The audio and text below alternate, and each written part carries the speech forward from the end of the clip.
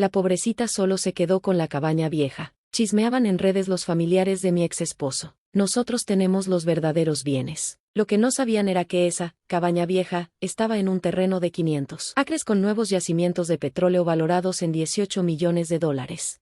Volví a ver la publicación de Facebook de mi excuñada, saboreando cada palabra condescendiente.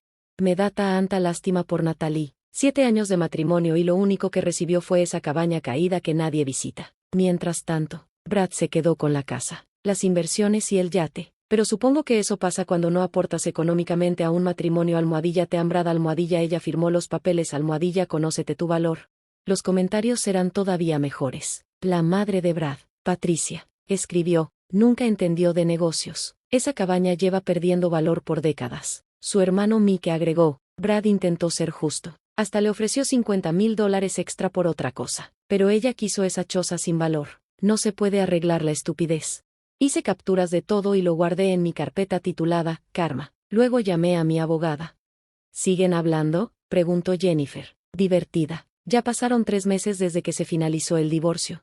Están en su mejor momento, me reí. Tammy acaba de subir una foto de Brad en su yate con el pie de foto, viviendo su mejor vida post-divorcio. Juran que ganaron la lotería.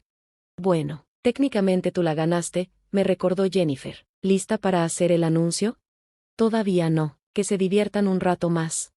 Déjame contarte desde el principio. Soy Natalie Crawford. Bueno, ahora otra vez Natalie Jensen. Me casé con Brad Crawford saliendo de la universidad, joven, ingenua y creyendo que la moderada riqueza de su familia era sinónimo de seguridad. Los Crawford eran dueños de una cadena de concesionarias de autos, nada espectacular, pero suficiente para sostener su aire de superioridad. Durante 7 años, hice el papel de esposa ejemplar mientras Brad jugaba al empresario, perdiendo dinero en fracaso tras fracaso. Su familia financiaba sus errores mientras me sermoneaban por no tener una carrera de verdad. Yo era perito ambiental, bien pagado, pero no lo suficientemente glamuroso para los Crawford. ¿Estudiar terrenos? O sea, ¿medir tierra?, se burló Patricia en una cena familiar. Brad necesita una esposa que entienda de negocios, que pueda atender a los clientes. Lo que quería decir era que Brad necesitaba una esposa de adorno, pero lo que tenía era a mí, práctica, inteligente y, aparentemente, demasiado aburrida para su gusto. Descubrí su aventura con su secretaria, sí, un cliché que dolió, por la clásica mancha de labial en el cuello. Cuando lo confronté, ni siquiera lo negó. Madison me entiende, dijo. Ella apoya mi visión. Tú solo existes. El divorcio debía haber sido sencillo, pero Brad lo convirtió en una guerra. Quería castigarme por tener la audacia de dejarlo. Su abogado me pintó como una cazafortunas tratando de robar la herencia de los Crawford. Olvidaron que yo había pagado la hipoteca durante 3 años mientras sus negocios sangraban dinero. Seamos razonables, me dijo Brad durante la mediación. Te doy $200,000 en efectivo, más que justo por un matrimonio de 7 años donde no aportaste nada significativo. Quiero la cabaña, le respondí con calma. La sala estalló en carcajadas. El abogado de Brad hasta se limpió las lágrimas de risa. La cabaña era una propiedad familiar en un rincón rural de Montana, heredada del abuelo de Brad. Una construcción de troncos de 2 habitaciones sobre un terreno inútil, según su valoración. Ningún Crawford la visitaba desde hacía años. Decían que era una pérdida de dinero, con impuestos y mantenimiento demasiado altos para una tierra que no se podía desarrollar. Natalie, sé seria, me dijo Brad, aún riéndose. Esa cabaña no vale nada. Toma el dinero. La cabaña, insistí, y renuncio a todo lo demás. Los Crawford creyeron que era Navidad adelantada. Brad se quedó con la casa de $800,000, las cuentas de inversión, el yate, los autos, yo con una cabaña que nadie quería, en una tierra que nadie valoraba. Hasta me dieron $50,000 para mantenimiento, por lástima, o tal vez para calmar sus conciencias. Estás cometiendo un error, me advirtieron mis amigas. Pelea por más. Pero yo sabía algo que ellos no. Mi trabajo como perito ambiental me enseñó a leer la tierra de una forma que la mayoría no entiende. 3 meses antes de pedir el divorcio, visité la cabaña, para cerrar ciclos, en realidad, para evaluar si valía la pena pelear por ella. Lo que encontré lo cambió todo. El terreno mostraba todos los signos geológicos de yacimientos de petróleo, las formaciones rocosas, los patrones de filtración, las anomalías en la vegetación. Era de libro de texto. Tomé muestras del suelo y las envié a un colega para analizar. Los resultados fueron asombrosos, reservas significativas de petróleo, probablemente cubriendo la mayor parte de los 500 acres. Me guardé esa información durante todo el proceso de divorcio. Cada risa condescendiente, cada mirada de lástima, cada publicación burlona sobre la pobre Natalie, lo soporté todo, sabiendo lo que había bajo esa inútil tierra de Montana. 2 semanas después de que se finalizó el divorcio, contraté a un equipo especializado. Un mes después, encontramos petróleo. No un poco, yacimientos valuados en aproximadamente $18 millones, tal vez más. La tierra que la familia de Brad había despreciado estaba sentada sobre una fortuna que hacía ver su imperio automotriz como propinas. Pero esperé que celebraran su supuesta victoria, que Madison subiera fotos en el yate que yo escogí, que Patricia hiciera fiestas en el jardín de la casa que yo decoré, que todos creyeran que habían ganado mientras yo negociaba en silencio con compañías petroleras. El día que se hizo público el acuerdo con ExxonMobil fue glorioso. Todo empezó con mensajes confundidos. Brad, ¿es real lo del terreno de la cabaña? Después llamadas furiosas. Patricia gritando sobre engaño y robo. Mike amenazando con demandas. Tammy borrando sus publicaciones de Facebook tan rápido que seguro se torció un dedo.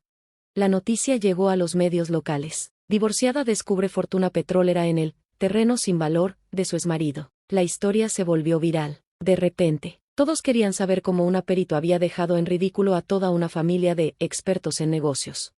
Brad lo intentó todo. Dijo que yo había ocultado bienes en el divorcio. Su abogado alegó que cometí fraude al no revelar los yacimientos. La jueza los aplastó. Señor Crawford, dijo la jueza Martínez, apenas ocultando su burla, usted insistió en quedarse con los bienes valiosos. Se burló de la señora Jensen por elegir una cabaña inútil. No tiene base para alegar fraude cuando su propia valoración fue tan catastróficamente errónea. El colapso en redes fue aún mejor que el legal. El Facebook de Patricia se convirtió en un altar de revisionismo histórico. Siempre supe que esa tierra tenía potencial, escribió. Brad quería que Natalie se la quedara, pero ella insistió. Qué generoso de su parte. Tammy intentó controlar daños, la gente actuando como si no supiéramos del petróleo. El abuelo de Brad siempre dijo que esa tierra era especial. Internet la destruyó con capturas, todas sus publicaciones diciendo que no valía nada, todas sus burlas por mi elección estúpida. Madison, la secretaria convertida en novia, duró como una semana después de que se hizo pública la noticia. Resulta que ya no le interesaba tanto la visión de Brad cuando esa visión no incluía yates ni casas lujosas. Lo dejó por un vendedor farmacéutico, pero no sin antes vender sus mensajes de texto a un blog de chismes. Brad rogándole que se quedara, prometiéndole que recuperaría la cabaña, jurando que seguía siendo rico. Patético es poco. La mejor parte, ni siquiera me quedé con todo el dinero. Después de impuestos y de apartar suficiente para una vida cómoda, creé un fondo de becas para mujeres en áreas STEM. La Fundación Natalie Jensen para Ciencias Ambientales, financiada con dinero del petróleo que salía de la tierra que los Crawford consideraban sin valor, apoyando a mujeres en un campo que ellos pensaban que era solo medir tierra. También me quedé con la cabaña, la arreglé, le puse paneles solares y una cocina moderna. Ahora es mi refugio, a donde voy para recordar que a veces la mejor venganza no es pelear por lo que ellos creen que vale, sino reconocer el verdadero valor de lo que ellos desechan. Brad se apareció ahí el mes pasado. Manejó 15 horas desde Seattle, viéndose desaliñado y desesperado. Las agencias de autos estaban en crisis, resulta que él era el denominador común en todos esos negocios fallidos. Natalie, por favor, suplicó, sabes que esa tierra se suponía que era mía. El abuelo me la dejó, manipulaste la situación. Yo pedí la cabaña, le recordé, te reíste, toda tu familia se rió, me la diste de buena gana, hasta con gusto. ¿Cómo es eso manipular? Tú sabías del petróleo. Lo sospechaba, igual que tu abuelo, probablemente. Por eso conservó esa tierra inútil durante 40 años. Pero tú nunca te molestaste en mirar, en visitar, en pensar más allá de lo que se ve a simple vista. Estábamos casados, debiste decírmelo.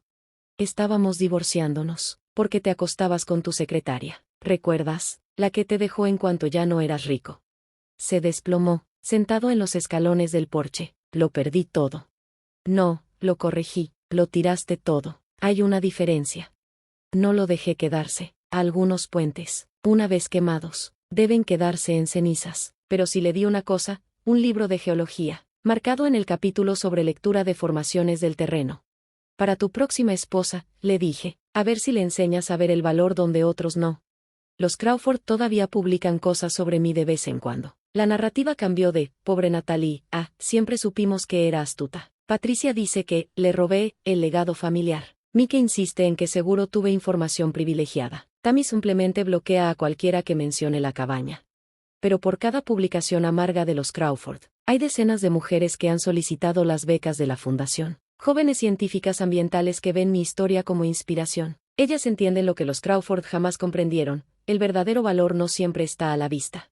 La cabaña sigue ahí, en sus 500 acres de tierra en Montana, rodeada de torres petroleras que extraen una riqueza que los Crawford nunca imaginaron. Por las tardes, me siento en el porche que construyó el abuelo de Brad, viendo cómo el atardecer pinta de oro las montañas. A veces reviso esas viejas publicaciones de Facebook, las que decían que era patética, que no había recibido nada de valor. Pobrecita, solo se quedó con la vieja cabaña, se burlaban. Sí, pobrecita yo, sola con mi error de $18 millones, mi fundación de ciencias ambientales, y la satisfacción de saber que a veces los mejores activos son aquellos que nadie más se toma el tiempo de evaluar correctamente.